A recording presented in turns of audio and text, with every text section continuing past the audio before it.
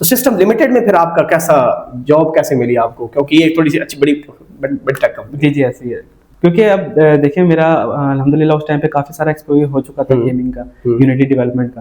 तो back that is systems limited वाले खुद भी ऐसा बंदा देख रहे थे, प्रोफाइल्स सर्च कर रहे थे कि जो हमें इस स्किल सेट के साथ मिले। सही है। तो हमें उसमें मुझे ये बेनिफिट हुआ था कि मैंने अपनी लिंक्डइन प्रोफाइल को इतना इन्हांस किया हुआ था कि उन्होंने मुझे खुद ही अप्रोच किया वहाँ पे।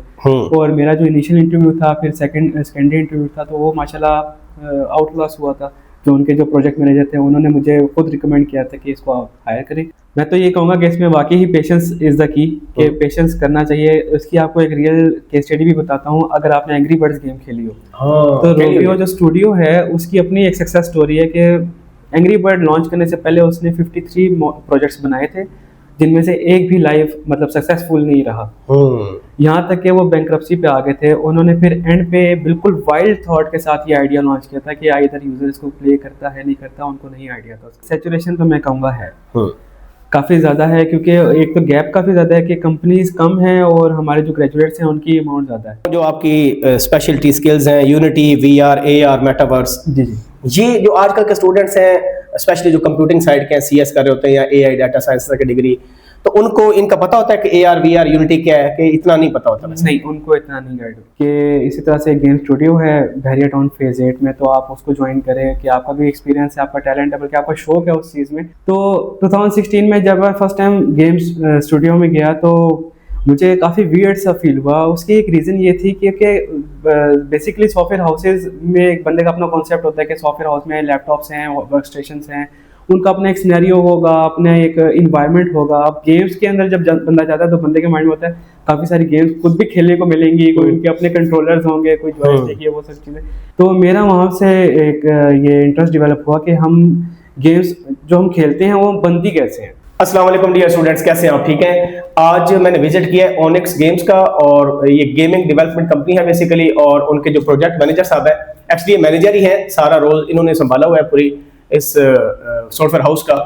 तो जैन शहबाज साहब इनका नाम है, और इनसे मुलाकात करेंगे। और जो एक पॉडकास्ट है थोड़ा सा यूनिक है, क्योंकि अभी तक मैंने किसी गेम डेवलपमेंट वाले बंदे का इंटरव्यू नहीं किया, this is my first time. और गेम डेवलपमेंट में यानी क्या होता है, इंडस्ट्री किस किस्म की इंडस्ट्री है, सॉफ्टवेयर इसमें होता क्या बेसिकली, क्योंकि स्टूडेंट्स आजकल एआई का दौर है, ज़्यादातर लोग सर्विसेज जो एआई की है वो प्रोवाइड कर रहे हैं। ठीक है, तो देखेंगे कि गेम्स जो में वो बनती कैसी हैं, उनके लिए जो स्टूडेंट का बैकग्राउंड है, कौन से कोर्सेज और स्किल्स इंपॉर्टेंट हैं, मैटर करते हैं, और जब से एआई आया है तो क्या गेम्स का वो फ्यूचर कैसा है, वो इम्पैक्ट इंडस्ट्री हुई है कि नहीं। और माशाल्लाह जैन साहब का जो है एक्सपीरियंस 10 साल से ज़्यादा का है, प्लस सिस्टम्स में इन्होंने 2-2.5 साल जॉब की है। इनकी लिंक्डइन प्रोफाइल में शेयर करूंगा आपसे, तो आप देखिएगा काफ़ी डाइवर्स किस्म का माशाल्लाह इनका एक्सपीरियंस है, और ज़बरदस्त सीखने को मिलेगा। तो ये पॉडकास्ट आप एंड तक देखें, बहुत फ़ायदा होगा इंशाल्लाह। अस्सलाम वालेकुम जैन शहबाज साहब, कैसे हैं आप? अल्हम्दुलिल्लाह sir, thank you very much, अल्लाह का शुक्र आपका भी कि आपने टाइम दिया। जी, बहुत शुक्रिया आपका जैन भाई, आपकी बड़ी मेहरबानी है कि आप अपना एक्सपीरियंस शेयर कर रहे हैं हमारे साथ। तो सबसे पहले ये आप बताइएगा कि आपकी फाउंडेशन यूनिवर्सिटी से मैंने देख रहा था बैचलर्स है, तो मैं तो वैसे जब मैंने पढ़ा मैं पहले दफ़ा नाम सुन रहा था इसका, क्योंकि मुझे बड़ी बड़ी यूनिवर्सिटीज़ का नाम पता है, बस इतना पता नहीं मुझे। तो थोड़ा सा अपनी जर्नी बता दीजिएगा, आपकी एफएससी कहाँ से थी, और फाउंडेशन यूनिवर्सिटी आपने चूज़ किया था 2011 से शायद आपने बीएस किया था, तो उसके बाद थोड़ा सा अपना बैकग्राउंड बता दें। जी अच्छा, first of all thank you so much sir, आपने टाइम दिया। Welcome welcome. अच्छा, मैं स्टार्ट इस तरह करूँगा कि बैक इन 2002-3 मैंने जो अपना स्कूल लाइफ थी वो आर्मी पब्लिक स्कूल से मैंने स्टार्ट लिया। ठीक है। उसके बाद फिर जो कॉलेज था वो हमने ग्लोबल कॉलेज में एडमिशन लिया, और उसमें हमने अपना स्टार्ट किया सारी एजुकेशन सिस्टम। इंटरमीडिएट वहाँ से किया, और कॉलेज के अंदर ही जो आप कहते हैं ना कि नो लाइफ विदाउट कॉलेज, तो वहाँ पे एक बहुत अच्छा एक्सपीरियंस मिला हमें। हमारे सर ने हमें जिस तरह ग्रूम किया, हमें टीच किया। फिर उसके बाद हम फाउंडेशन यूनिवर्सिटी में आए, हमने बैचलर्स वहाँ से स्टार्ट किया। तो बैचलर्स में भी अल्हम्दुलिल्लाह वहाँ पे भी जो प्रोफेसर्स थे, जो लेक्चरर थे, I am thankful to them के उन्होंने भी बहुत अच्छा हमें गाइड किया, ग्रूम किया, चीज़ों को लेके चले। हम बेसिक लेवल से एडवांस लेवल पे भी लेके गए। तो फाउंडेशन यूनिवर्सिटी बेसिकली है रावलपिंडी में ही, और वहाँ पे उनका ये थर्ड के फोर्थ बैच था उस टाइम पे जब हमने स्टार्ट किया था। ठीक है। तो इसलिए उस टाइम पे थोड़ा सा इसकी इतनी बूम नहीं थी, लेकिन माशाल्लाह अब उसकी अब अगर हम देखें प्रोफाइल तो बहुत ज़्यादा एक्सेल ग्रो कर चुकी है वो भी माशाल्लाह। तो उसके बाद भी मेरी ये प्रोफेशनल जर्नी स्टार्ट हुई थी बैक इन 2015। अच्छा। तो 2015 में मैं एज अ वेब डेवलपर एक कंपनी में एज ए इंटर्नी काम कर रहा था। तो वहाँ से मुझे शौक बहुत था, नॉलेज भी बहुत था चीज़ों का कि यार चीज़ें ऐसे मतलब गेमिंग में हर बच्चे को शौक होता है कि गेम्स खेलें, गेम्स बनाएं। तो मेरा वहाँ से एक ये इंटरेस्ट डेवलप हुआ कि हम गेम्स जो हम खेलते हैं वो बनती कैसे हैं। हाँ, और बैक इन 2016 मुझे नहीं याद पड़ता कि पाकिस्तान में कोई इस टाइप का प्रॉपर मेरे नॉलेज में कोई इस टाइप का सॉफ्टवेयर हाउस था कि जो मतलब इंटर्नशिप प्रोवाइड कर रहा है, जो बच्चों को इस तरह से स्किल सेट दे रहा है कि आप लर्न करें, ग्रो करें। ऑल्दो के वहाँ पे सॉफ्टवेयर हाउसेस काफ़ी ज़्यादा थे, लेकिन प्रॉपर ऐसा इन्वायरमेंट या सपोर्ट प्लेटफॉर्म नहीं था उस टाइम पे। तो अब ये सिनेरियो था मेरे पास कि बैक इन 2016 मुझे मेरे कज़न ने रेफ़र किया कि इसी तरह से गेम स्टूडियो है बहरिया टाउन फेज़ 8 में, तो आप उसको ज्वाइन करें कि आपका भी एक्सपीरियंस है, आपका टैलेंट है, बल्कि आपका शौक है उस चीज़ में, तो आप वहाँ पे ग्रो करें, आप अपने आपको स्किल सेट वहाँ पे संवारें, निखारें। तो 2016 में जब मैं फर्स्ट टाइम गेम्स स्टूडियो में गया तो मुझे काफ़ी वियर्ड सा फील हुआ। उसकी एक रीज़न ये थी कि बेसिकली सॉफ्टवेयर हाउसेज में एक बंदे का अपना कॉन्सेप्ट होता है कि सॉफ्टवेयर हाउस में लैपटॉप्स हैं, वर्क स्टेशन हैं, उनका अपना एक सिनेरियो होगा, अपना एक इन्वायरमेंट होगा। अब गेम्स के अंदर जब बंदा जाता है तो बंदे के माइंड में होता है काफ़ी सारी गेम्स खुद भी खेलने को मिलेंगी, कोई उनके अपने कंट्रोलर्स होंगे, कोई जॉयस्टिक, ये वो सब चीज़ें। लेकिन होता यही है कि उनके अपने वर्क स्टेशन होते हैं जिनके ऊपर वो काम कर रहे होते हैं। तो वहाँ पे जो सिनेरियो मुझे मिला था वो थोड़ा बेसिक था ऑल्दो, लेकिन ये कि बहुत कुछ सीखने को मिला उसमें भी। स्टार्टिंग मैंने अब आपको जर्नी का स्टार्ट बताता हूँ कि मैं एज अ जूनियर जब डेवलपर वहाँ पे मैंने ज्वाइन किया तो मेरे साथ जो सीनियर थे ना, उन्होंने मुझे बहुत अच्छे तरीके से गाइड किया। सद्दाम भाई थे उस टाइम पे, तो गेम डेवलपमेंट में इस्लामाबाद और रावलपिंडी में बहुत लोग उनको मानते हैं, जानते हैं उनके नाम से, और उनके वर्क से बहुत ज़्यादा इंप्रेस हैं। तो माशाल्लाह आज वो खुद एक गेम स्टूडियो को लॉन्च करके और प्रोडक्शन लाइव करके और उस पर वर्किंग कर रहे हैं और काफ़ी एक्सेल कर चुके हैं वो भी माशाल्लाह से। तो मैं उनके अंडर गया था, तो उसमें उन्होंने मुझे काफ़ी चीज़ें इनिशियली सिखाई, बताई। और उसके बाद फिर ये सिनेरियो हुआ था कि उसी गेम डेवलपमेंट में कुछ टाइम के बाद मैं ऐसा डेवलपर खुद बन गया था कि लोग मुझसे आके गाइडेंस लेते थे, मुझसे आके पूछते थे कि जैन भाई ये चीज़ परफॉर्म नहीं हो रही, बताएं इसके अंदर हम क्या चीज़ रिजॉल्व कर सकते हैं, इसको कैसे हम बेस्ट वे में लेके जा सकते हैं। तो all the way from junior developer to the senior developer मैं उन सब का शुक्रगुजार हूँ कि जिन्होंने मुझ पर इतना टाइम स्पेंड किया, टीम लीड का, टीम डेवलपर का, जो वहाँ पे मुझे गाइड कर रहे थे और चीज़ों को लेके चल रहे थे। तो I am very thankful to them. तो ये आपका जो पहला था जो जूनियर डेवलपर थे, आप यूनिटी डेवलपर थे बेसिकली, उसके बाद आप यूनिटी 3D डेवलपर जो बहरिया फेज 8 में। एग्जैक्टली। तो एक चीज मुझे बताएं कि जो आपने यूनिवर्सिटी लाइफ में कोडिंग सीखी, डाटा स्ट्रक्चर्स तक बंदा सीखता है या ओएस पढ़ता है, तो जब गेमिंग में आप गए थे तो क्या एक नया चीज आपको सीखने को मिली जो पहले आपको एक्सपोजर नहीं था? उसमें 3D मॉडलिंग, 3D डिजाइनिंग और 3D रेंडरिंग जो थी ना, जो बेसिकली हम गेम्स में डेवलप करते हैं, कोडिंग ऑल्दो हमने सीखी हुई थी बिल्कुल बैक एंड पे कि हम चीज़ों को कनेक्ट कैसे करते हैं, उसको लिंक किस तरह से किया जाता है, लेकिन जो उसकी 3D व्यू था, 3D वर्जन था, उसमें हम कैसे अपने कोड को इम्प्लीमेंट करते हैं वो मेरे लिए नहीं होता उसमें। अच्छा। तो यानी काफी कुछ आपको सीखने को मिला माशाल्लाह। बिल्कुल। अच्छा, उसके बाद फिर आप, मैं देख रहा हूँ कि आपने फिर 2020 में फरवरी में गेम डेवलपर एज ये क्या है स्पार्टन्स ग्लोबल फुल टाइम, यहाँ पर आपने ऑलमोस्ट 2 साल प्लस जॉब की है।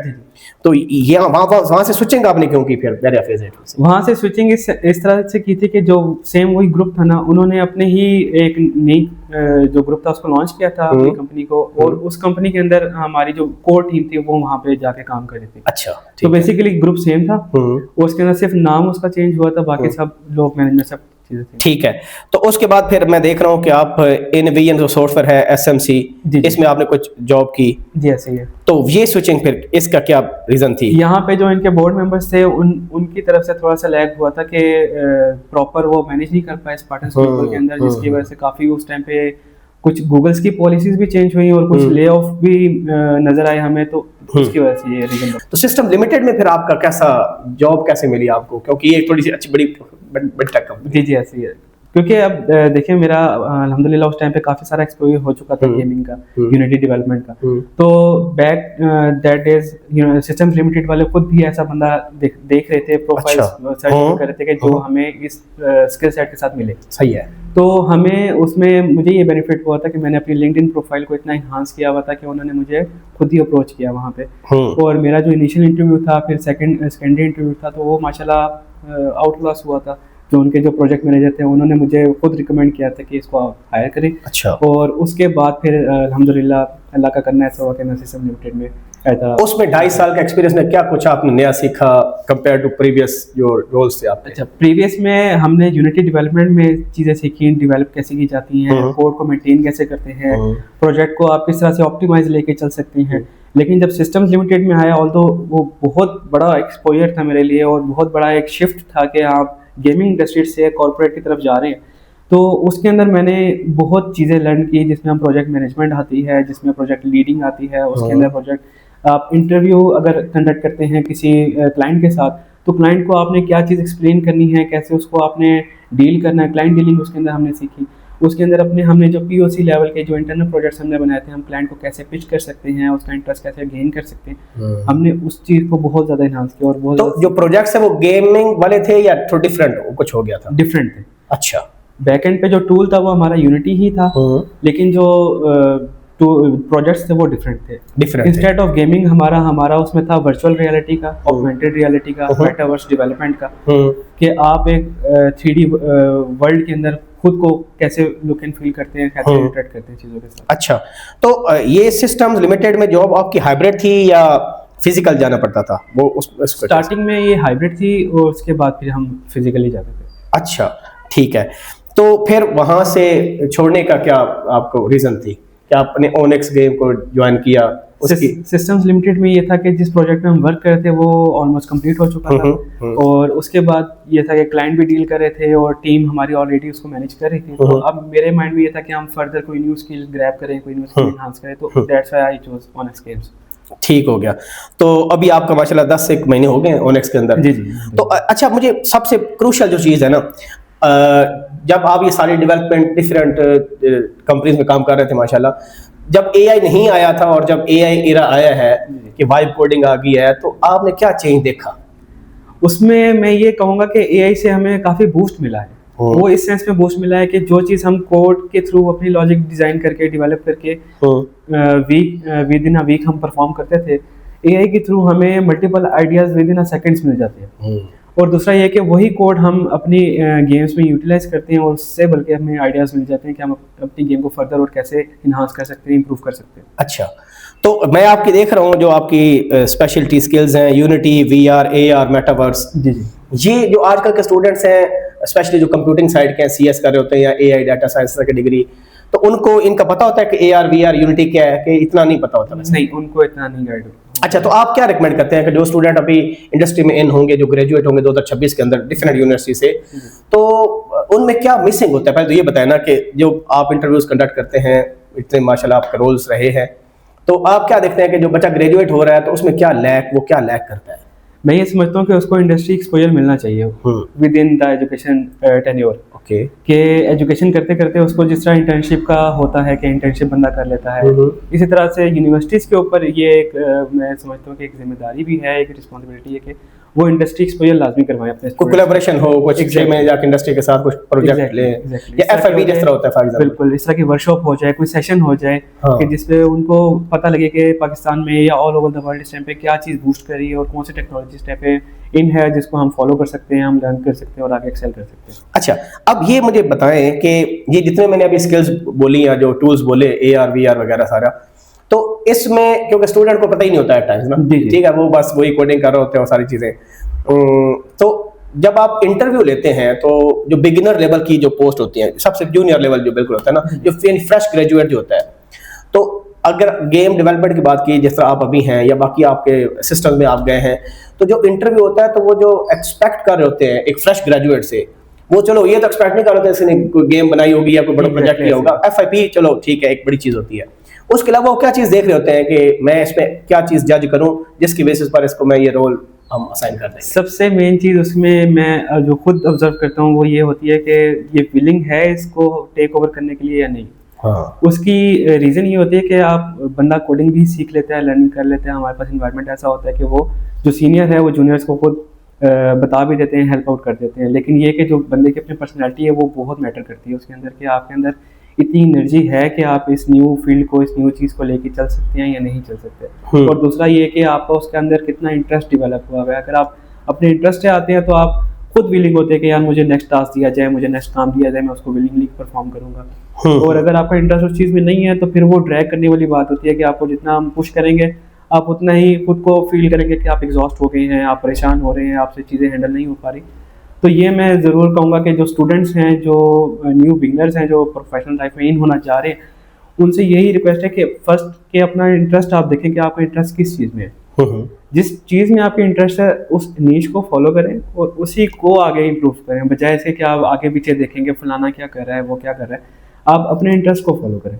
अच्छा, ये लिंक्डइन प्रोफाइल की पहले आपने बात की, क्या प्रोफाइल इतनी अच्छी थी कि सिस्टम लिमिटेड ने देखा आपको और उन्होंने ज़बरदस्त रिस्पांस दिया।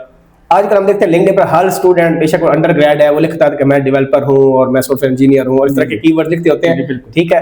तो हर बंदे लिख रहा है। तो मुझे बताया कि इतने थाउजेंड ऑफ ग्रेजुएट्स आप एवरी ईयर प्रोड्यूस कर रही है हमारी यूनिवर्सिटीज़, तो क्या मार्केट के अंदर जॉब सैचुरेशन है कंप्यूटिंग की, इन स्पेस है या नहीं है, वो कितनी डिफिकल्टी लेवल है इन्होंने के लिए? सैचुरेशन तो मैं कहूँगा है काफ़ी ज़्यादा है, क्योंकि एक तो गैप काफ़ी ज़्यादा है कि कंपनीज कम हैं और हमारे जो ग्रेजुएट्स हैं उनकी अमाउंट ज़्यादा है इस टाइम पे। तो ये अब लोग, लेकिन ये है कि अब इरा चेंज हो रहा है और लोग इस तरफ ही स्टार्टअप्स की तरफ ज़्यादा मूव कर रहे हैं कि अपने अपने स्टार्टअप्स बना रहे हैं। इवन के स्टूडेंट्स खुद अपने स्टार्टअप्स बना रहे हैं इस टाइम पे। तो वहाँ पे जॉब अपॉर्चुनिटीज़ ज़्यादा हैं, लेकिन ये कि उनको प्रॉपर गाइडेंस ना मिलने की वजह से ना वो जल्दी स्टार्टअप भी लेते थे और जल्दी वो डाउनफॉल में भी चले जाते हैं। तो उनको प्रॉपर गाइडेंस की ज़रूरत है वहाँ पे। और दूसरा ये कि जो ग्रेजुएट्स आ रहे हैं उनको भी ये मैं अपॉर्चुनिटी बताना चाहूँगा कि आप साथ साथ अपना जो फ्रीलांस है, फाइवर है, जिस तरह अपवर्क हो गया, मतलब फ्रीलांस वर्क सर्विसेज को इन्हांस करें और उस पर भी फोकस करें। स्टार्टअप के लिए क्या ये मेन चीज़ है कि फ्रीलांसिंग क्लाइंट्स आपने कुछ बनाए हो तो फिर आप? नहीं, ये ज़रूरी नहीं है। हमारे पास दो सिनेरियोज होते हैं। एक प्रोसेस ये होता है कि जो हम अपनी प्रोडक्ट को लॉन्च करते हैं उसमें हमारे पास क्लाइंट एंड से कुछ भी नहीं होता, वो हमारा अपना आइडिया होता है, हम किस तरह से लेके चलते हैं। अच्छा। जो फाइवर है, जो अपवर्क है, इस टाइप की जो वेबसाइट्स हैं वो फ्रीलांसिंग होती हैं, वो क्लाइंट्स की ही नीड को फॉलो कर रही होती हैं। जो क्लाइंट्स ने मांगा होता है, रिक्वायरमेंट्स होती हैं, वो उन्हीं को फॉलो करते हैं। अब हमारा जो प्रॉपर गेम इंडस्ट्री में है इस टाइम पे, जो मैक्सिमम कंपनी जो वर्क कर रही है वो मोस्टली अपने ही प्रोडक्ट को लॉन्च करते हैं कंपनी और अपने ही प्रोडक्ट को वो फिर आगे प्रमोट करते हैं। अच्छा, आपका बीएस था सॉफ्टवेयर इंजीनियरिंग के अंदर? जी, ठीक है। और आजकल हम देखते हैं डिफरेंट यूनिवर्सिटीज़ जो है ना मुख्तलिफ प्रोग्राम, साइबर सिक्योरिटी भी बीएस करवा रही हैं, AI, data science, software engineering भी, कंप्यूटर साइंस भी। तो स्टूडेंट्स बड़े कश्मकश में होते हैं कि भाई डिग्री कौन सी करें, क्योंकि ये नहीं पता होता कि 4 साल बाद क्या होगा। अभी देखा 2026 है, 2030 में क्या होगा किसी को भी नहीं पता। और एआई इतना चेंज हो गया, हर चीज़ में एआई आ गया है, वाइब कोडिंग आपके पास आ गई है। तो जो बच्चे एफएससी आईसीएस करते हैं उनको क्या मशवरा देते हैं कि डिग्री कौन सी करनी चाहिए? आप अपना एक्सप्लेन कर दें। करंट इरा में मैं ये कहूँगा कि जो आप जो कंप्यूटर साइंसेज की जो डिग्री है वो मेन डिग्री है। अच्छा। उसकी रीज़न ये है कि कंप्यूटर साइंसेज हैं या सॉफ्टवेयर इंजीनियरिंग है, वो मैक्सिमम कोर्सेज को कवर कर लेती है। उसमें आपकी साइबर सिक्योरिटी भी आ जाती है, वेब डेवलपमेंट भी है, मोबाइल डेवलपमेंट भी है, एआई भी है और ह्यूमन कंप्यूटर इंटरफेस भी है। तो ये सब चीज़ों को वो कवर कर जाती है। तो ये मैं कहता हूँ ये जेनेरिक है। लेकिन अगर किसी का बहुत ज़्यादा मैं कहूँगा कि अगर एक चाह है ना कि आपके मैंने इसी में ग्रो करना है, उसी में ग्रो करना है, तो वो एक स्पेसिफिक फील्ड को चूज करें और उसी में स्पेशलाइजेशन करें। अच्छा, ठीक है। यानी आप जाएंगे कि सीएस डिग्री फिर भी बेहतर है कंपेयर, क्योंकि उसमें हर चीज़ कवर हो सकती है। अच्छा, ठीक है। दूसरा मुझे ये बताएं कि ये जो गेमिंग साइड है, ठीक है, इसका स्कोप क्या है 2026 से ऑनवर्ड कंपेयर टू अदर जो बाकी कंपनीज हैं, जैसे सिस्टम लिमिटेड में हमने काम किया, इस तरह टेरा डाटा है, मोटिव है, बड़ी बड़ी कंपनीज हैं। तो गेम डेवलपमेंट की तो कंपनी बहुत थोड़ी है, आपने बताया, जो इस पर काम कर रहे हैं। और इसकी डिमांड कितनी है मार्केट के अंदर? देखिए, गेम तो मैं कहूँगा अगर सिंपल हम गेम्स को देखें ना, तो बचपन से लेके जो बंदा इस टाइम पे बूढ़ा भी हो गया वो भी इस टाइम पे गेम खेल रहा है। हाँ। तो इसकी जो यूज़र है, इसका जो ऑडियंस है वो बहुत ज़्यादा है। तो इसमें जो ग्रो करने के चांसेस है वो भी बहुत ज़्यादा है, क्योंकि आपके पास ऑडियंस अवेलेबल है। तो अगर हम कंपेयर करें ना क्लाइंट वर्क से और गेमिंग से, तो मैं कहूँगा कि गेमिंग में अगर बंदे को इंटरेस्ट है तो वो खुशी खुशी उस पर वर्किंग भी करेगा। और एक तरह से एंटरटेनमेंट सॉफ्टवेयर भी है जो हम यूजर्स को प्रोवाइड कर रहे हैं और उसमें वो ग्रो भी कर सकता है। तो इसमें ये सिनेरियो होता है कि गेम्स ऑल्दो के पाकिस्तान में नो डाउट बैक इन 2016 बहुत कम थे, लिमिटेड थे, लेकिन अब ये कि इसका भी बूम बढ़ रहा है और मोर देन 60 to 70% इंक्रीज हुए हैं इस टेन्योर में। तो वो बहुत, एक तो लोगों को नॉलेज भी मिला है कि पाकिस्तान इंडस्ट्री इस चीज़ में वर्किंग कर रही है और माशाल्लाह अपना एक इंटरनेशनल लेवल पे भी नाम बना रही है, जिसमें हमारे पास VR प्ले का प्रॉपर नाम आता है, गेम स्टॉर्म का आता है, माइंड स्टॉर्म का आता है, उसके बाद गेम डिस्ट्रिक्ट का आता है। तो मतलब इस तरह के बहुत सारे जो सॉफ्टवेयर हाउसेज हैं वो अपने आप को मनवाते हैं प्रॉपर प्लेटफॉर्म पे, इंटरनेशनल प्लेटफॉर्म पे जाके। तो माशाल्लाह इसमें बहुत चांसेस हैं कि जो इस टाइम पे डेवलपर है वो अगर इसमें गेम डेवलपमेंट में इन होता है तो वो ग्रो कर सकता है। और आगे अगर 4 इयर्स की आप बात करें तो ये गेम्स ऐसी हैं, ये इवॉल्व ज़रूर होती हैं, इनके आइडियाज़ नए से नए आते हैं, लेकिन ये कि ये ख़त्म नहीं होती, ये अल्टीमेटली ग्रो ही कर रही है। मैंने देखा है कुछ सॉफ्टवेयर हाउस या कुछ पीपल होते हैं वो अपनी गेम बनाते हैं, इंडिपेंडेंट होते हैं, कोई क्लाइंट नहीं होता, फिर वो उसको पता नहीं ऐप स्टोर पर डालते हैं और वहां से डाउनलोड होती है, वहां से रेवेन्यू जमा करवाते हैं। जी जी, ठीक है, तो ये कैसा है? क्योंकि जैसा सबवे सर्फर्स मैं तो गेम में खेलता वैसे नहीं हूँ, बाकी लोगों को बड़ा शौक होता है, उसमें मिलियंस पता है बिलियंस डाउनलोड उसके हैं, तो उससे बड़ा पैसा कमाया जाता है। ठीक है, तो आप भी यही काम करते हैं, ऐप स्टोर पर डालते हैं कि वो कैसे आप एक प्रोडक्ट आपने बना ली, गेम बनाई और अपनी मशहूर कोई गेम भी बता दीजिएगा बाद में आप, तो उसको आप लॉन्च कैसे करते हैं, कहाँ करते हैं?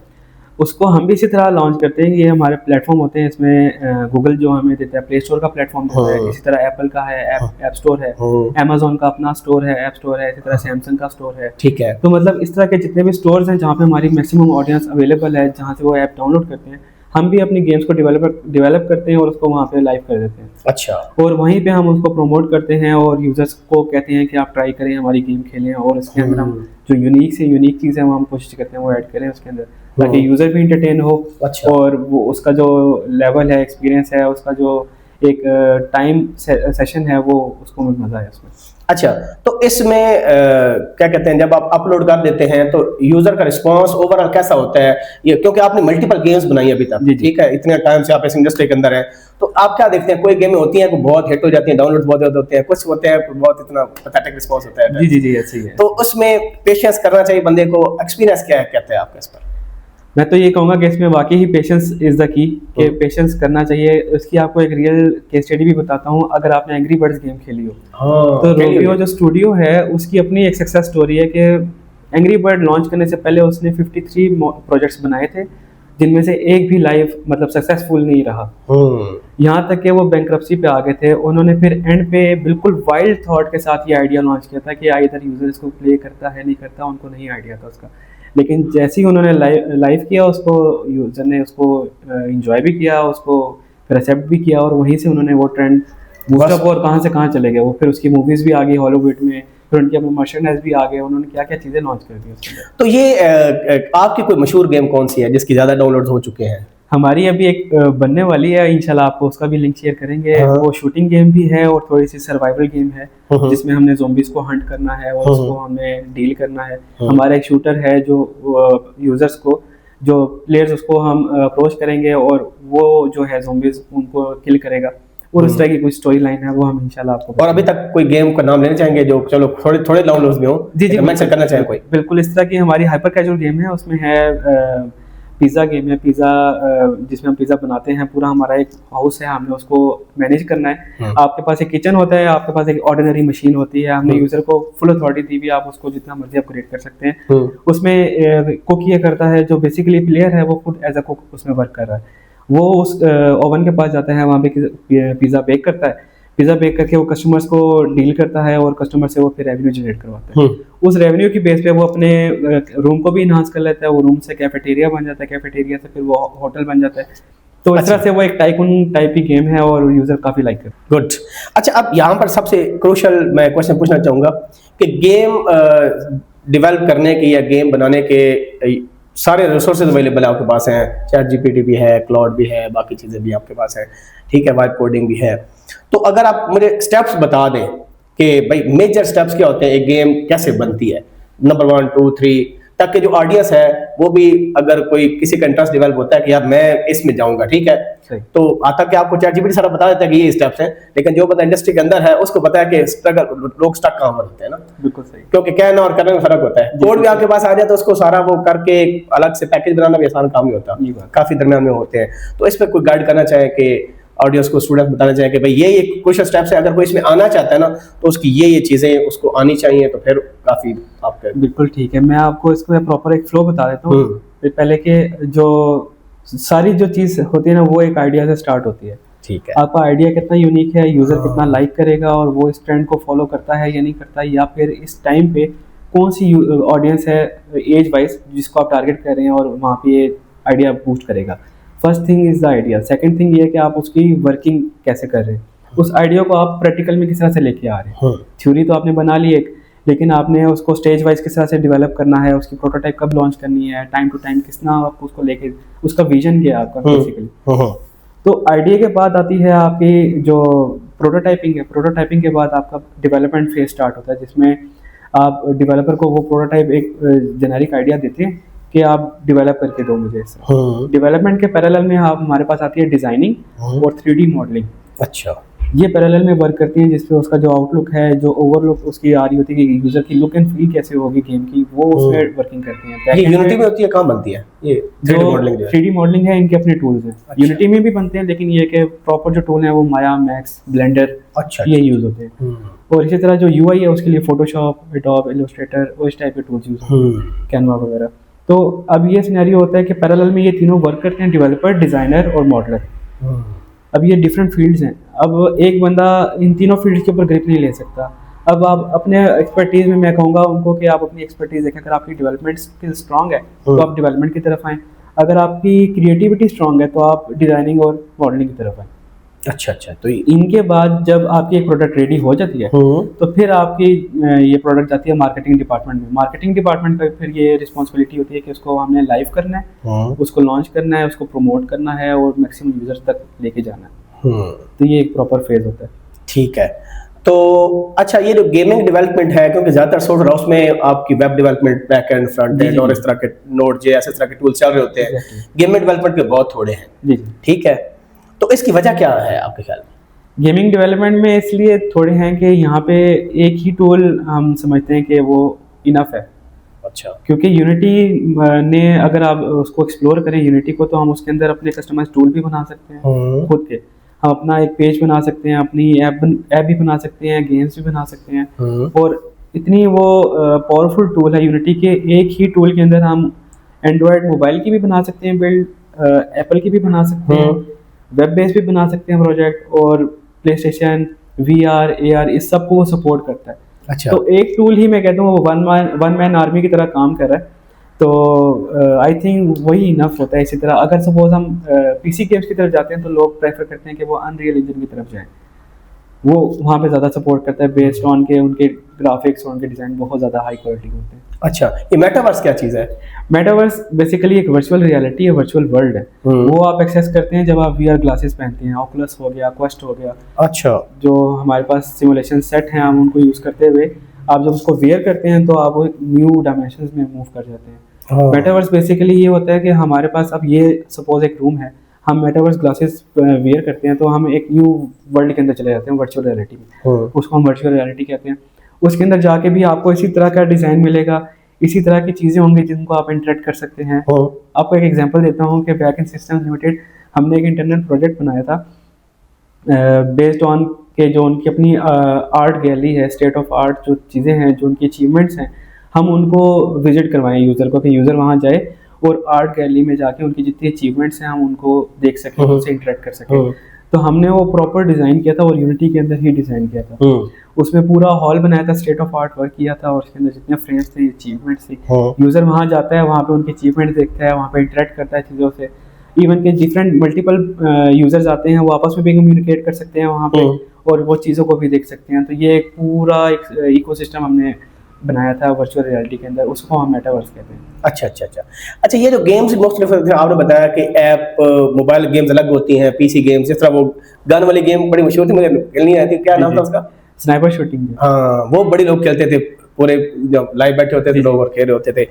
तो आपकी पीसी गेम्स भी हैं कि बस फोकस सिर्फ मोबाइल गेम्स पर है? अभी हमारी मैक्सिमम ऑडियंस जो है ना वो मोबाइल पे है इस टाइम पे, इसलिए हमारा मेन फोकस इसके ऊपर है। अच्छा अच्छा। लेकिन ये कि इन फ्यूचर हम पीसी गेम्स की तरफ भी जाएंगे, क्योंकि वहाँ पे भी एक ऑडियंस ऐसी है कि जो हाई क्वालिटी ग्राफिक्स रिक्वायर्ड करती है और वो उसको सपोर्ट भी करती है और उसको रिक्वायर्ड भी है वहाँ पे। तो इसके लिए सिस्टम भी फिर आपके काफ़ी जीपीयूज वगैरह होने चाहिए उसमें काफ़ी है। तो मिनिमम स्पेक्स अगर कोई गेमिंग में आना चाहता है तो आप रिकमेंड करेंगे लैपटॉप में क्या क्या स्पेक्स होनी चाहिए? आई रिकमेंड लैपटॉप से ज़्यादा डेस्कटॉप की तरफ अगर आए तो वो ज़्यादा बेटर है, क्योंकि यहाँ पे सारा काम जीपीयू की तरफ आता है। जो आप 3D मॉडलिंग करते हैं, गेम्स बनाते हैं, वो जीपीयू के ऊपर लोड ज़्यादा आता है। ठीक है। ये आपका जीपीयू कार्ड अच्छा होना चाहिए। मिनिमम स्पेक्स भी बता दें साथ। रैम जो है वो मिनिमम 16 GB होनी चाहिए। जो आपका ग्राफिक कार्ड है वो 4 to 6 GB मिनिमम ये होना चाहिए, चाहे वो आपका RTX है या चाहे GTX है। अच्छा। कोई भी हो सकता है उसमें। उसमें आपकी जो हार्ड है वो 500 SSD भी अगर होगी तो मोर देन इनफ है उसमें वर्किंग। ठीक है। लेकिन ये है कि मेन आपकी रैम और जीपीयू पे कॉस्ट आती है। और बाकी प्रोसेसर और जनरेशन वगैरह उसके ऊपर कुछ कहेंगे? उस पे इतना ज़्यादा नहीं है, लेकिन ये कि अगर आप एडवांस की तरफ जाते हैं जो इस टाइम पे चल रहे हैं तो वो ज़्यादा प्रेफरेबल है। अच्छा अच्छा, यानी 12 जनरेशन 13 जनरेशन? जी। अच्छा ठीक हो गया। यहाँ पर मुझे एक चीज़ बता दें आप जैन साहब कि जो गेमिंग है या जो बाकी भी है चीज़ें, तो क्योंकि एआई जब से आया ना तो काफ़ी चीज़ें चेंज हुई हैं। लेआउट्स भी मैंने देखे हैं, मैंने ऐसे लोगों को भी जानता हूँ कि 15-15, 20-20 साल अच्छी कंपनी में गुजारे फिर अब घर बैठे हुए हैं। ऐसे लोग भी हैं वैसे, उन्होंने अपने आप को इम्प्रूव नहीं किया। मैं भी तो गेमिंग डेवलपमेंट में क्या एआई से भी लोग गेम बनाते हैं या गेमिंग को बनाते हो भी आप एआई का यूज करते हो? कहते हैं कि एआई गेम्स को रिप्लेस कर देगी, कुछ इस तरह का मैं पढ़ रहा था कहीं पर। तो ऐसा कुछ है तो खतरा शतरा, या एआई को किस तरह आप यूज कर रहे हैं गेम बनाते हुए? उसमें मैं ये कहूँगा कि एआई को हम प्रोटोटाइपिंग में बहुत ज़्यादा यूज़ करते हैं, क्योंकि प्रोटोटाइपिंग एक ऐसी चीज़ है जहाँ पे हमें मैक्सिमम चीज़ें रिक्वायर्ड होती हैं इन द मिनिमम टाइम। तो एआई उसमें हमें काफ़ी हेल्प आउट कर देती है, उसमें विजुअल्स के लिए, उसमें आइडियाज जनरेशन के लिए। तो वहाँ पे हम हेल्प लेते हैं, उसके बाद फिर डेवलपर ही उसको आगे लेके चलते हैं। अच्छा ठीक है। तो गेमिंग में अगर हम बात करें, अगर कोई किसी का इंटरेस्ट डेवलप होता है तो उसके लिए कौन से फंडामेंटल कोर्सेज है? एक तो आपने इंटर्नशिप को बताया कि इंडस्ट्री से कोई लिंक हो जाए, उसके अलावा अपार्ट फ्रॉम दैट कोई कोर्स, कोई ऑनलाइन कोर्स हो किसी प्लेटफॉर्म का, या आप रिकमेंड करते हैं कि बेस बनाने के लिए कि अगर किसी को इंटर्नशिप नहीं मिलती है, इंडस्ट्री का टच नहीं मिलता, तो वो सीएस का स्टूडेंट है तो क्या एक्स्ट्रा कोर्स ऐसा पढ़ सकते हैं, क्या करना चाहिए उसको? बिल्कुल ऐसा है। इसमें ये है कि यूनिटी ने खुद ही अपना एक प्रोफेशनल कोर्स लॉन्च करती है जो बिल्कुल फ्री ऑफ कॉस्ट है और यूजर उसको अवेल कर सकता है। तो यूनिटी की अपनी वेबसाइट के ऊपर है और वो बेसिक जितनी भी नॉलेज है, बेसिक प्रोजेक्ट डेवलपमेंट से लेके आप उसको मैनेज कैसे करते हैं, उसके लाइव होने तक, वो सारी चीज़ें उसके अंदर मेंशन है। अच्छा। तो कोई भी यूजर अगर जो विलिंग है इसके लिए तो वो इजीली उस कोर्स को अवेल कर सकता है, उसको गेट कर सकता है और वहाँ से लर्न कर सकते हैं। जो आपकी इंटरेक्शन होती है स्टूडेंट के साथ, जो फ्रेश ग्रेजुएट्स हैं, तो आप क्या फील करते हैं कि उनको किस चीज़ पर फोकस करना चाहिए? क्योंकि बच्चा आता है और किसी भी भरी होती है लेकिन इंडीड वो काफ़ी चीज़ें मिसिंग होती हैं, जो उसमें मेंशन तो भी होती है लेकिन शायद उतना काम नहीं किया होता। तो सीवी बनाते हुए या इंटरव्यू में आप किन चीज़ों को देखते हैं कि बच्चों को फोकस करना चाहिए ताकि वो फर्स्ट अटेम्प्ट में कोई ना कोई चीज़ जो है ना सिक्योर कर ले? उसमें ये है कि जहाँ पे वो कंपनी में, जिस कंपनी में भी वो अपनी सीवी दे रहे हैं, आपको पहले उन कंपनी का गोल, उसका विजन पता होना चाहिए। उसका ये पता होना चाहिए कि वो जो जॉब रिक्वायरमेंट है उसकी वो क्या चीज़ आपसे मांग रहे हैं या आपसे क्या रिक्वायर्ड कर रहे हैं वो, तो आपको वो चीज़ लाजमी पता होनी चाहिए। सेकंड ये कि चीज़ वो मेंशन करेंगे कि जिसको आप फुल सपोर्ट कर सकते हैं, फुल आप उसको कवर कर सकते हैं और उसको आप मैनेज कर सकते हैं कि यार इस एरिया में से मुझसे कोई भी क्वेश्चन पूछा जाए तो मैं उसको ईजिली आंसर कर सकता हूँ। क्योंकि एक बंदा ऐसा हो कि जो वेब डेवलपमेंट भी करता हो, मोबाइल डेवलपमेंट भी करता हो, फिर डेस्कटॉप पे भी काम करता हो, फिर वो QA पे भी आ गया, मतलब क्वालिटी एश्योरेंस भी करता हो, तो ऐसे मतलब हरफन मौला बंदा कंपनी कोई भी हायर नहीं करती। वो प्रॉपर एक स्पेसिफिकली बंदा देखती है कि जिसकी जो नीश है वो स्ट्रांग हो, जो आपकी प्राइमरी टूल सेट है, जो आपकी स्किल सेट है वो इतनी स्ट्रांग हो कि उसके ऊपर कोई भी अगर कोई क्वेश्चन करे तो आप इजीली उसको आंसर कर सकें, डिफेंड कर सकें। और कोई मशवरा देना चाहें बच्चों को? क्योंकि यार एक चीज़ का मुझे भी मैं टीचर हूँ, मैं उस्ताद हूँ, हम चाहते हैं कि हमारे बच्चे जो है ना फौरन ही कहीं ना अच्छी प्लेसमेंट में चले जाए ना। हर टीचर की ख्वाहिश होती है, बल्कि पेरेंट की भी ख्वाहिश होती है। और आजकल देखें इतनी यूनिवर्सिटीज ओपन हो गई हैं और हर यूनिवर्सिटी यही क्लेम करती है कि हमारे क्वालिटी बेस्ट है। ठीक है, तो यूनिवर्सिटी मैटर करती है वैसे? बाय द वे आप इस पर क्या कहते हैं? यूनिवर्सिटी बिल्कुल मैटर करती है। आपका एनवायरनमेंट जो है स्टडी का वो भी मैटर करता है, और इवन के जो उनका एक्सपोजर है, वो उनकी जो कम्युनिटीज जो बनी हुई है वो बहुत मैटर करती है। सबसे मेन चीज़ ये होती है। जो स्टूडेंट्स हैं उनको मैं ये कहूँगा कि यूनिवर्सिटी जो कम्युनिटीज़ लॉन्च करती हैं स्पेशली, तो उनमें लाजमी पार्टिसिपेट करें और वो उसके सेशन अटेंड करें, जो वर्कशॉप वो बताते हैं उसमें लाजमी जाएँ। उसमें ये होता है कि जहाँ पे वो गैदरिंग होती है वहाँ पे जो लोग होते हैं उनसे आपका एक एक्सपोजर बढ़ता है, उसमें आपका एक हेलो हाई होती है और आपका वहाँ पे नॉलेज और इंक्रीज होता है। तो अल्टीमेटली आपका जो लिंक है इंडस्ट्री से वो वहीं पे आपका बन जाता है। तो मैं ये कहूँगा कि आप कम्युनिटीज़ को लाजमी ज्वाइन करें, स्टडीज़ के साथ साथ आप उनको भी टाइम दें, उनके सेशंस देखें, उनके वर्कशॉप देखें और वहीं से आपको इंशाल्लाह ये बूस्ट मिलेगा। तो जो पेरेंट्स ये उम्मीद लगाते हैं कि हम फलां यूनिवर्सिटी बच्चा भेजेंगे और हमारा बच्चा फौरन ही जॉब में मिल जाएगा, तो बाद में जब अगर अनफॉर्चुनेटली किसी को नहीं मिलती, 6 महीने के लिए लेट से नहीं मिलती, तो फिर वो परेशानी तो होती है, पूछते हैं बच्चा क्या कर रहा है आजकल। तो उसमें मैं सर एक पॉइंट ऐड करूंगा कि यूनिवर्सिटी का नाम बिल्कुल मैटर करता है, लेकिन ये है कि साथ साथ जो स्टूडेंट की अपनी प्रोफाइल है वो ज़्यादा मैटर करती है। अगर यूनिवर्सिटी का नाम अच्छा है, स्टूडेंट का जीपीए भी अच्छा है, उसके स्किल सेट भी अच्छे हैं, लेकिन अब वो इंटरव्यू में या इनिशियल टेस्ट के अंदर वो परफॉर्म नहीं कर पाता, तो फिर अल्टीमेटली कंपनी उसको फिर हायर नहीं करती। तो आपकी अपनी पर्सनल स्किल्स के ऊपर भी है कि आप जितना उसको ग्रूम कर सकते हैं वो करें। जितना आप टूल को ग्रैस्प करेंगे, जितने आपके कोड स्ट्रांग होगा, स्किल सेट स्ट्रांग होगी, उतनी ही जल्दी आपको कंपनीज हायर करेंगी। और समटाइम्स तो ऐसा होता है कि मल्टीपल ऑप्शंस आपके पास आ जाते हैं और आप सोच में पड़ जाते हैं कि आपको कौन सी कंपनी ज्वाइन करनी है, ये भी ऑप्शन आता है उसमें। अच्छा।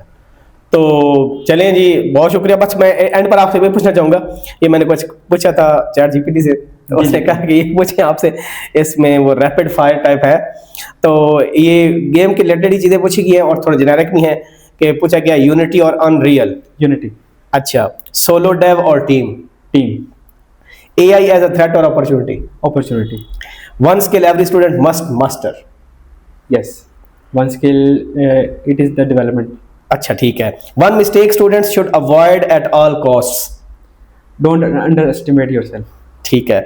One piece of advice you wish someone had given you earlier. मैं ये कहूँगा कि प्रॉपर गाइडेंस जो होती है वो बहुत मैटर करती है, टीचर्स की तरफ से, पेरेंट्स की तरफ से, कि उनको भी एक्सपोजर होना चाहिए इस चीज़ का कि इस कमिंग ईरा में कौन कौन सी टेक्नोलॉजी है जो इंक्रीज़ कर रही है, इन्हांस कर रही है, और हमें उसके अंदर बूस्ट अप कैसे मिल सकता है। तो वो हमें गाइडेंस वहाँ पे लाजमी होनी चाहिए, क्योंकि बाज़ का बंदा कहता है ना कि यार मुझे मशवरा देने वाला कोई भी नहीं था। एग्जैक्टली ऐसे। अगर कोई होता तो फिर, इसलिए आप जिस पोजीशन पर माशाल्लाह है, अल्लाह आपको और इसमें तरक्की दे, बरकत डाले। तो ये आने का आपके पास मकसद ही यही था कि यार आप बच्चों को कुछ ऐसी चीज़ें बता दें जो कि नॉर्मली उनको नहीं पता होती, क्योंकि स्टूडेंट लाइफ, यूनिवर्सिटी लाइफ और जो आपकी प्रोफेशनल लाइफ है उसमें बड़ा फर्क होता है। एग्जैक्टली। यहाँ पर बड़ी रिस्पॉन्सिबिलिटी, वहाँ तो सिर्फ पढ़ाई करनी होती है, और यहाँ पर बड़ी रिस्पॉन्सिबिलिटी आपको डिलीवर करना होता है, डेडलाइंस होती हैं।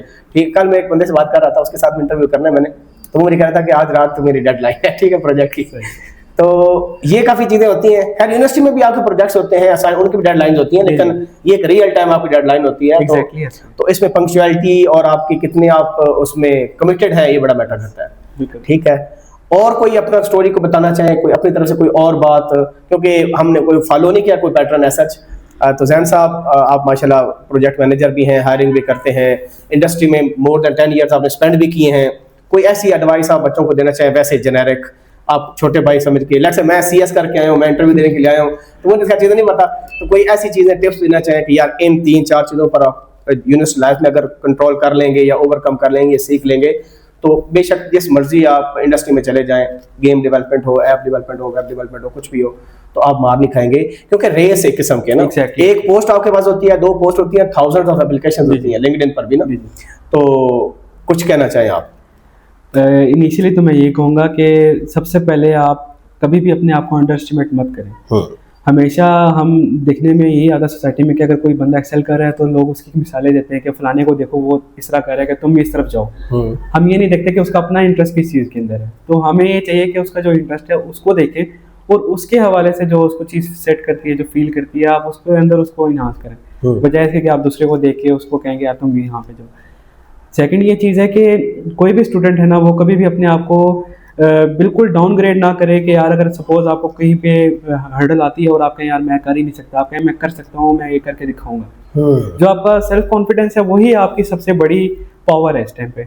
जो भी न्यू स्टूडेंट होता है वो हमेशा सेल्फ कॉन्फिडेंस से ज़्यादा मार खा जाता है। उसकी रीज़न ही यही होती है कि वो दूसरों को एक्सेल करता हुआ दिखता है और अपने आप को ये फील करता है कि यार मैं तो कुछ भी नहीं कर रहा और मैं डाउनग्रेड हूँ। कंपैरिजन जब करता है तो अपने आप को कंपैरिजन हमेशा वो बंदे को मार देता है। पीयर प्रेशर जो है ना वो बंदे को लेकर जी ऐसे ही है। और सेकंड ये कि जो कोई भी IT कंपनी है, कोई भी बिजनेस है, कोई भी कॉर्पोरेट है, तो उसमें डेडलाइंस, जो पंचुअलिटी है, जो आपका जो सेल्फ आपका एटीट्यूड है, वो बहुत मैटर करता है। तो अपने आप को जितना आप निखार सकते हैं, अपना संवार सकते हैं, आप उसको संवारें, तो इंशाल्लाह सक्सेस आपके खुद साथ देगी।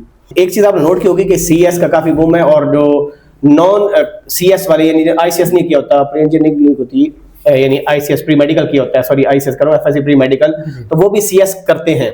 तो बहुत ज़्यादा लोग इस डोमेन में आ रहे हैं, देखा देखी कि इसमें जॉब्स हैं, इसमें अच्छा पैकेज है, और डिग्री भी एज कम्पेयर टू MBBS कम पैसों में हो जाती है। तो जाहिर सी बात है, आवाम बढ़ रही है और उनका मैथमेटिक्स का बैकग्राउंड भी नहीं होता। तो ऐसे लोगों को क्या मशवरा देना चाहेंगे जिनको सिर्फ देखा देखी आ रहे हैं और इंटरेस्ट नहीं है? और इवन मैंने ऐसे स्टूडेंट देखे हैं कि जब वो एक्चुअली CS करते हैं और मुश्किलात आती हैं, तो वो कहते हैं मैंने गलती की, मैं इधर ही आ गया। पहले आ रहे थे कि फलां की जॉब लग गई, उसकी जॉब लग गई, तो मैं भी ये करता हूँ। लेकिन जब चैलेंजेस आते हैं, जैसे आपने बोला कि खैर पीयर प्रेशर होता है, लेकिन एक बंदा अगर ये फील करता है कि मैं इनकम्पैटिबल हूँ, I can't do it, and give up कर जाता है। पहले शौक से आता है, फिर गिव अप कर जाता है। तो ऐसे बंदे के बारे में क्या करेंगे? या जो लोग ये सोच रहे हैं कि हम ये करते हैं इस वजह से क्योंकि जॉब्स है इसमें, तो उनके लिए क्या कहना है? सही, उसमें मैं उनको कायद-ए-आज़म का जो फरमान है वो रिमाइंड करवाऊंगा कि आप जो चीज़ सोच लेते हो, फिर आप ये चीज़ छोड़ दो कि आपने इस चीज़ में कदम क्यों लिया या क्यों पीछे नहीं हटना। बस मेन चीज़ ये होती है, बर्न द बोट्स, सोच लिए, बस आप उसको कर जाओ। सही सही सही। फिर चाहे जो मर्जी जो बंदा सोचे, आप उसको मत परवाह करो, आप अपने आइडिया को लेके चलो। ज़ैन साहब का लिंक्डइन प्रोफाइल माशाल्लाह बहुत डाइवर्स है, इनकी शेयर करूंगा, आपने लाजमी देखना है, इनको फॉलो भी करना है साथ, ठीक है? और उससे सीखें कि एक बंदे ने किस तरह ग्रो किया।